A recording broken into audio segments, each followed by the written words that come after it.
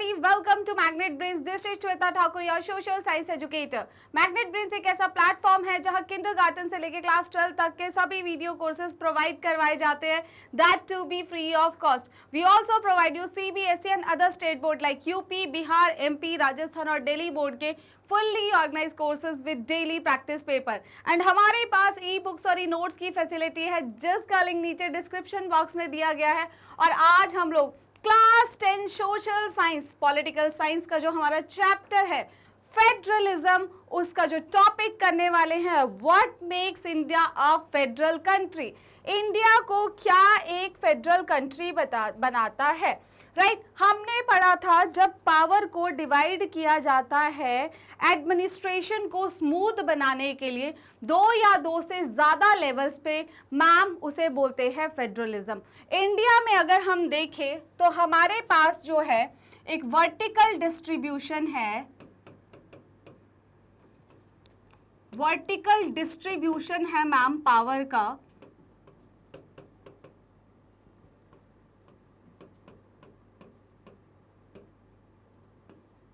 Vertical distribution है power का. कैसे है? अगर हम उस वर्टिकल डिस्ट्रीब्यूशन की बात करें, सबसे ऊपर है मैम सेंटर गवर्नमेंट,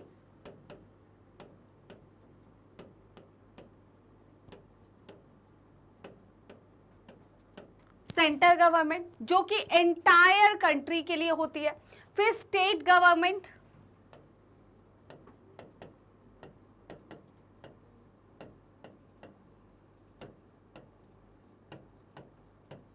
राइट, और फिर है हमारी local government.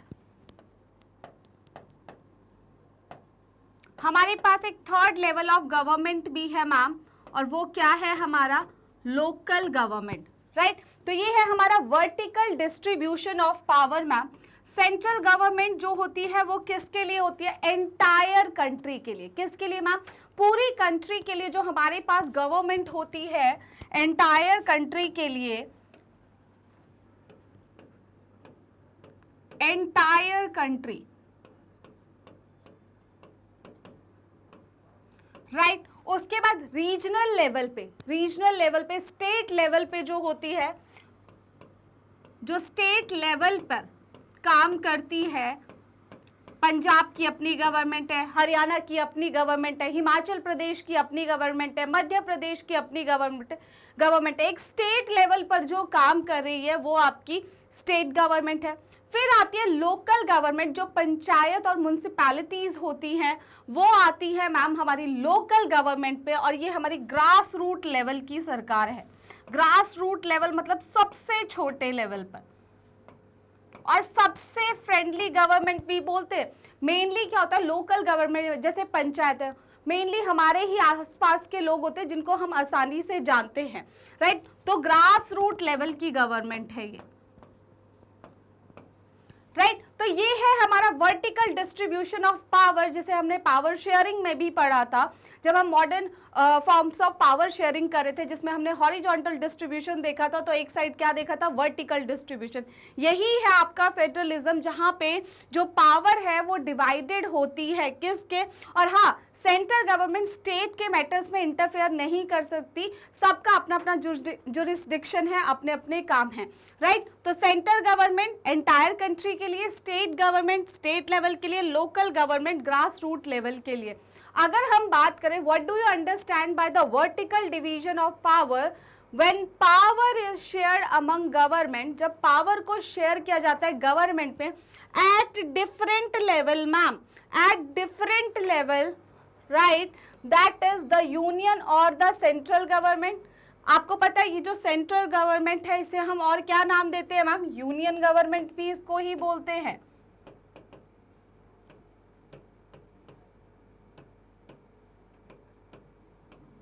Union government, the state government and the municipality and panchayat at the lower level.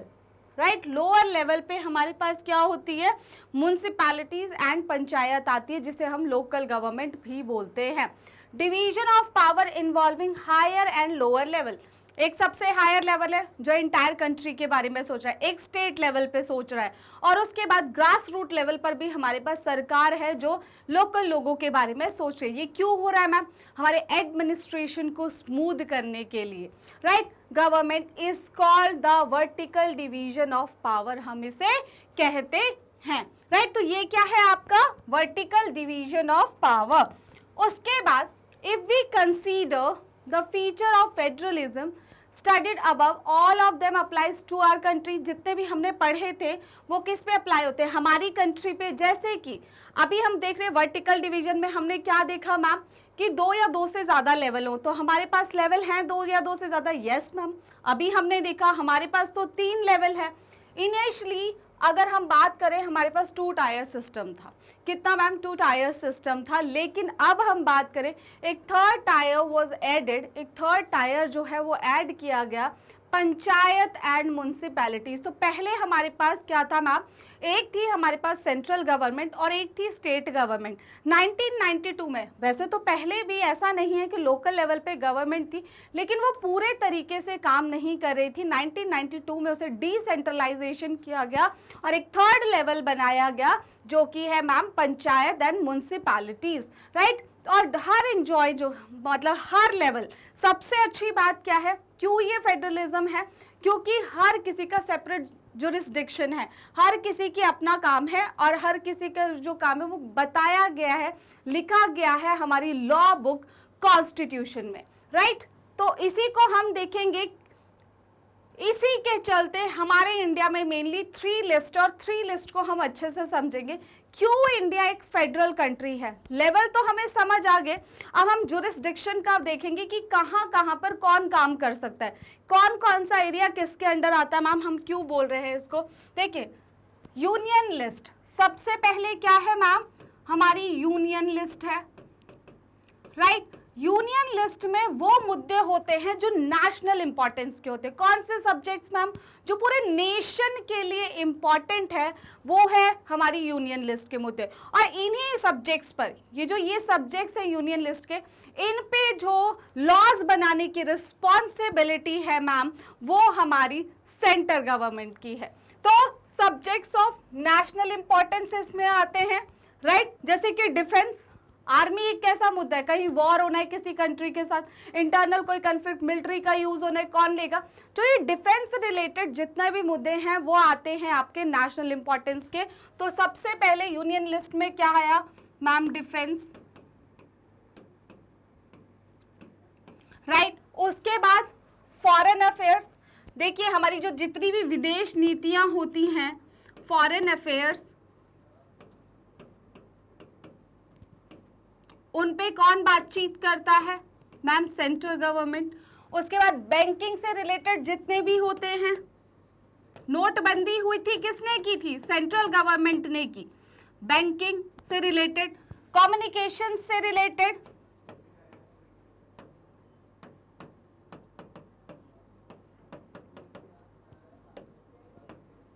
Right. और उसके बाद करेंसी से रिलेटेड, किससे रिलेटेड? करेंसी से related,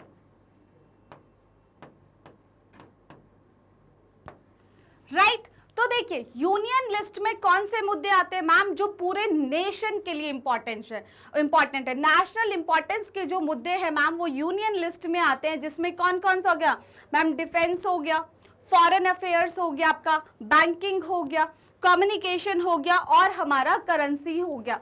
Y only these subject? ये सब्जेक्ट्स ही क्यों भाई? Because we need. अब देखिए पूरे देश में ये ऐसे मुद्दे, अब करेंसी नोट अलग अलग थोड़ी होंगे, ठीक है, करेंसी तो एक जैसी चलेगी कंट्री में। तो पूरी ये वो मुद्दे हैं जिस पे यूनिफॉर्म पॉलिसी, पूरी कंट्री में एक जैसी पॉलिसी होना जरूरी है। तो because we need a uniform policy on these matter throughout the country. अब बात आती है कि मैम यूनियन लिस्ट के मुद्दों पे आपको ना ये एक चीज याद रखनी है, बोर्ड एग्जाम में इनमें से कोई 3 मुद्दे या 4 उठा के आपसे पूछ लिया जाता है कि ये कौन सी लिस्ट को बिलोंग करते हैं, इस पे कौन लॉज बनाता है। तो अगर आपको ऐसे दे दिया ऑप्शन में डिफेंस, फॉरेन अफेयर्स, बैंकिंग और यहाँ एजुकेशन दे दिया, तो ये कौन सी लिस्ट का? तो आपको ये लिस्ट पता होनी चाहिए, एटलीस्ट उतनी पता होनी चाहिए जो आपकी बुक में दी हुई है, राइट। तो अगर हम लोग बात करें भाई कौन इन पे लॉज बनाता है, मैम ऑब्वियसली ये यूनिफॉर्म है पॉलिसी के लिए, तो हमारी जो यूनियन गवर्नमेंट है वो इन पर अपने लॉज बनाती है, ठीक है। द यूनियन गवर्नमेंट, सिर्फ और सिर्फ कौन मैम, यूनियन गवर्नमेंट इन पे क्या बना सकती है, लॉज बना सकती है। तो हम बात कर रहे हैं किसकी मैम, यूनियन लिस्ट की। हमें ये समझ आया इसमें वो मुद्दे होते हैं जो नेशनल इंपॉर्टेंस के होते हैं। कौन कौन से मैम, हमारा बैंकिंग हो गया, कम्युनिकेशन हो गया, डिफेंस हो गया, फॉरेन अफेयर्स हो गए, हमारे करेंसी हो गया, ये सारे मुद्दे इसमें आते हैं। और इस पे लॉ बनाने की रिस्पॉन्सिबिलिटी किसकी होती है, यूनियन या सेंट्रल गवर्नमेंट की आपकी होती है, राइट। तो एक ये है आपके लिए। नेक्स्ट, अब देखो सबका काम डिफाइन है, ये समझ आ रहा है, सबका काम। अब आते हैं स्टेट लिस्ट पे। अब स्टेट लिस्ट में कौन से मुद्दे आते हैं जो स्टेट के लिए, हर स्टेट, अगर देखिए इंडिया बहुत डाइवर्स है, साउथ की कंडीशन नॉर्थ से अलग है, ईस्ट बिल्कुल वेस्ट से अलग है, तो बहुत डाइवर्स कंट्री है, तो स्टेट्स हैं हमारी। तो इसी के चलते अगर हम लोग बात करें तो हर स्टेट अपने लिए कुछ मुद्दों पर काम कर सकती है। Subject of state and local importance इसमें होते हैं, और वो कौन कौन से सब्जेक्ट्स हैं जो स्टेट लिस्ट में आते हैं। सबसे पहले तो पुलिस, हर स्टेट की अपनी पुलिस है, यहाँ डिफेंस की बात नहीं हो रही है, यहाँ सिर्फ और सिर्फ पुलिस सिस्टम की बात हो रही है। पंजाब पुलिस, हरियाणा पुलिस, ठीक है, तो इस तरीके से पुलिस सिस्टम आता है, तो पुलिस, ओके। उसके बाद ट्रेड की बात, फिर मैम कॉमर्स, राइट। उसके बाद एग्रीकल्चर, हर जगह की क्लाइमेटिक कंडीशन अलग है, तो एग्रीकल्चर सिस्टम भी अलग है, तो इस पे तो यूनिफॉर्म पॉलिसी नहीं चलेगी। अब एक जो हिली एरियाज की स्टेट है और हमारी जो दक्कन प्लाटू की स्टेट है बहुत डिफरेंट है, वहाँ ब्लैक सॉइल होगा, वहाँ की क्लाइमेटिक कंडीशन होगी, वहाँ का एग्रीकल्चर सिस्टम अलग होगा, तो वहाँ पे तो यूनिफॉर्म पॉलिसी चलेगी नहीं। तो agriculture ma'am and irrigation,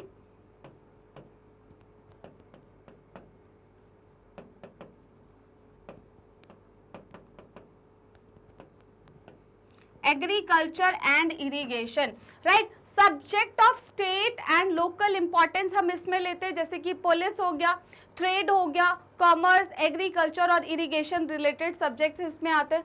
jurisdiction की अगर हम बात करें, it differ from state to state, हर स्टेट के लिए अलग है, हर स्टेट के लिए अलग है। यहाँ पर Who can make law on these subjects, कौन इन पे जो है लॉज बना सकता है, ऑब्वियसली मैम स्टेट गवर्नमेंट जो है इन पे लॉज बना सकती है।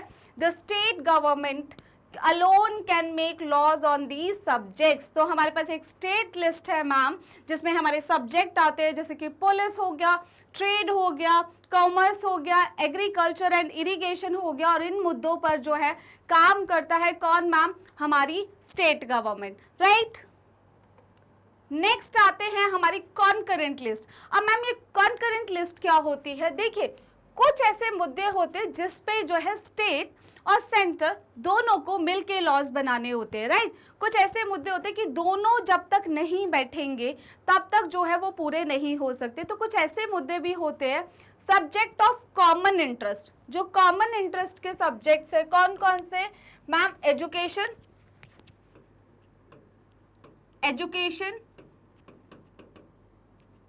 Forest, education, forest, trade union,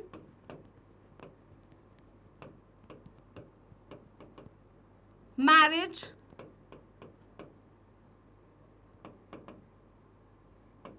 adoption and succession,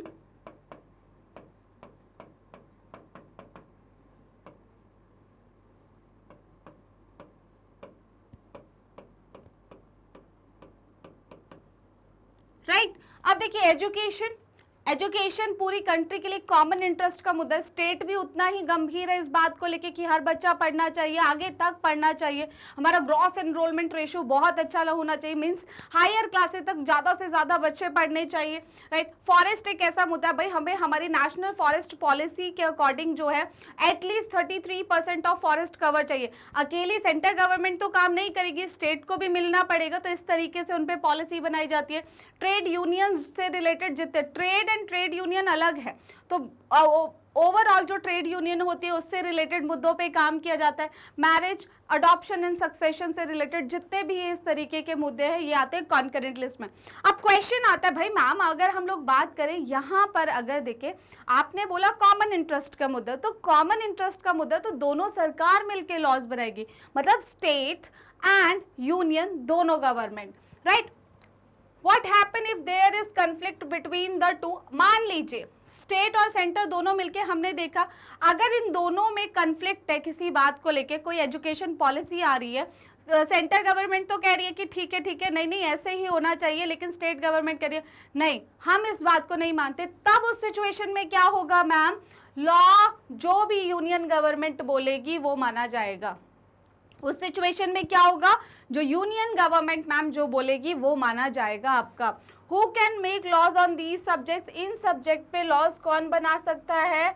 in subjects पे लॉ जो है both union as well as the state government बना सकती है। कौन मैम?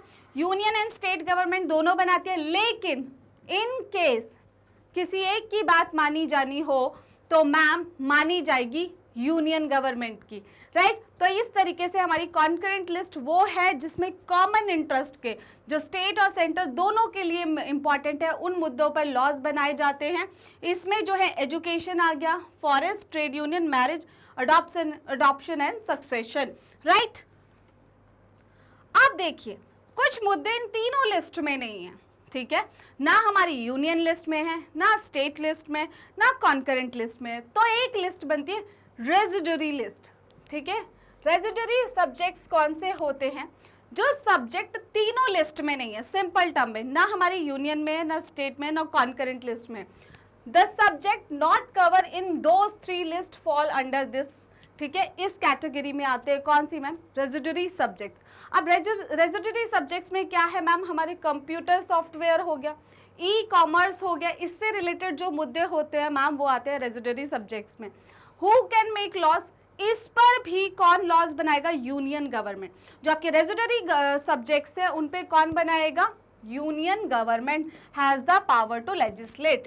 अब एक चीज यहाँ पर आपको क्या समझ आई, स्टेट जो है उसके अपने मैटर्स है, अपने सब्जेक्ट्स है जिन पर वो लॉ बना सकता है, सेंटर के अपने सब्जेक्ट्स है, कुछ कॉमन इंटरेस्ट के उसके लिए हमारे पास एक लिस्ट है, और कुछ सब्जेक्ट्स जो इन तीनों कैटेगरीज में नहीं आते उसको भी डिफाइन किया गया। तो ये इजी है और ये बहुत अच्छा है, किसके लिए? फेडरलिज्म के लिए, क्योंकि सबके काम डिफाइंड है, कोई डिस्प्यूट का मैटर होता ही नहीं।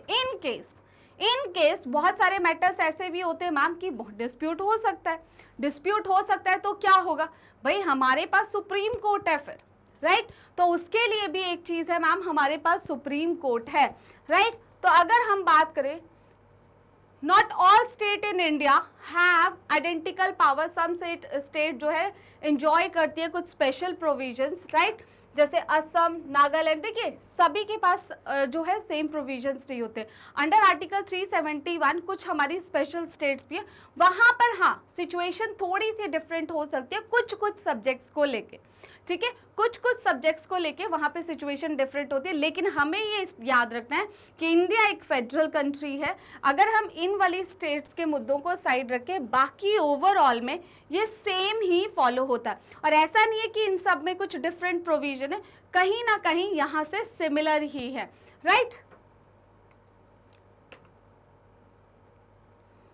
ओके, उसके बाद अगर हम लोग बात करें, not all states in India identical power, some state enjoy special status. ऐसा नहीं है कि सबके पास, अगर हमारे पास 28 स्टेट्स है मैम, तो 28 की 28 स्टेट्स में सबके पास एक जैसी पावर्स है। हम तो यहाँ पावर्स डिवीजन की ही बात कर रहे हैं ना, तो ऐसा नहीं है। कुछ स्टेट है जैसे कि हमारी असम है, नागालैंड है, अरुणाचल प्रदेश है, मिजोरम है, ठीक है, एंजॉय स्पेशल पावर्स जो है इनके पास अंडर आर्टिकल 371। तो वहाँ पर कुछ स्पेशल स्टेटस है क्योंकि वहाँ की जो कंडीशंस है वो डिफरेंट है, तो इसी के चलते वहाँ पर जो है कोई कॉन्स्टिट्यूशन ऑफ इंडिया ने उनको कुछ ना कुछ जो है स्पेशल प्रोविजंस दे रखे हैं। These special powers specially enjoyed in relation to protection of land right। देखिए क्या होता है ना, पहाड़ बहुत खूबसूरत होते हैं हमारे, तो क्या होता है कि कोई भी जाकर वहाँ पे लैंड अक्वायर करना शुरू कर देगा, राइट। और जैसे बहुत सारे लोग बहुत रिच होते हैं और पहाड़ी एरिया में कौन जो है लैंड नहीं देना चाहता है, तो गवर्नमेंट क्या करती है, बेसिकली वहाँ की सरकारें क्या करती है कि वहाँ पे कुछ लैंड रिलेटेड इस तरीके के प्रोटेक्शन एक्ट लाती है कि बाहर का आउटसाइडर वहाँ पर लैंड नहीं ले सकता। आउटसाइडर मीन्स इंडिया के रेजिडेंशियल भी वहां पर जाके और स्टेट के वहां पर जाके लैंड नहीं ले सकते, उसके लिए भी कुछ अलग से नॉर्म्स होते हैं, वो जरूरी भी है ताकि उस एरिया को प्रोटेक्ट रखा जाए, नहीं तो वहां भी शहरों की तरह बहुत ज्यादा मतलब भीड़ हो जाएगी, right.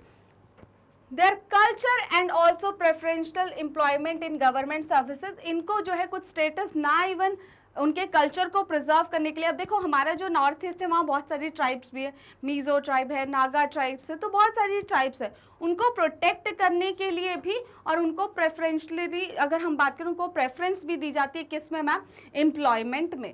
Indians who are not permanent residents of this state can not buy land और हाउस, मैंने बताया ना, तो Indians who are not permanent resident of this state जो है वो वहां पर लैंड मैम नहीं ले सकते हैं और हाउस हेयर।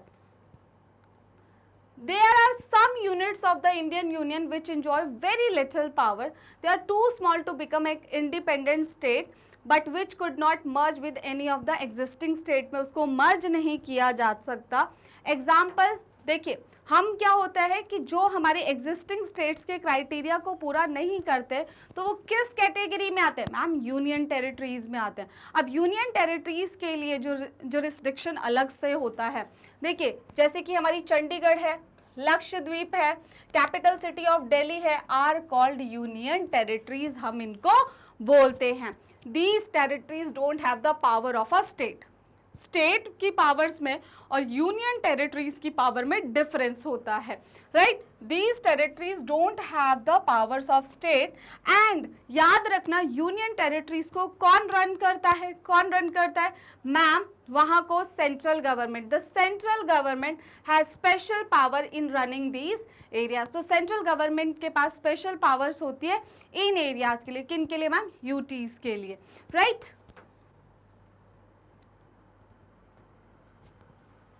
देखिए शेयरिंग ऑफ पावर, ये जो पावर को शेयर किया जाता है किस में मैम, स्टेट गवर्नमेंट में और सेंट्रल गवर्नमेंट में, और हमारे पास तो एक थर्ड लेवल भी है लोकल गवर्नमेंट में।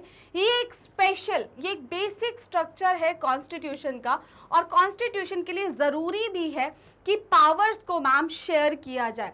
The parliament can not own its own change the arrangement, parliament खुद से कोई अरेंजमेंट चेंज नहीं कर सकता, राइट। बहुत सारे हमारे प्रोसीजर होते हैं, वोटिंग सिस्टम होता है, उसके बाद ही जाके कोई भी एक लॉ जो है वो बनता है। अगर हम लोग बात करें, देयर आर 2 स्टेप्स, 2 स्टेप्स हैं मैम मेनली अगर हम बात करें। एनी चेंज, अगर कोई भी चेंज, ऐसा नहीं है गए पार्लियामेंट में एक पर्सन जा रहा है वो कह रहा है चेंज चाहिए, नहीं, एक प्रोसेस है, एक प्रोसीजर है, उसके बाद ही कोई चेंजेस होते हैं। एनी चेंज टू इट, अगर उसमें कोई भी चेंज करना है, has to be first passed, एक तो सबसे पहले both the houses of the parliament उसे पास करे, passed by both the houses of parliament. कौन से हाउसेज मैम, लोकसभा और राज्यसभा, हमारे 2 हाउसेज है पार्लियामेंट के, लोकसभा और राज्यसभा,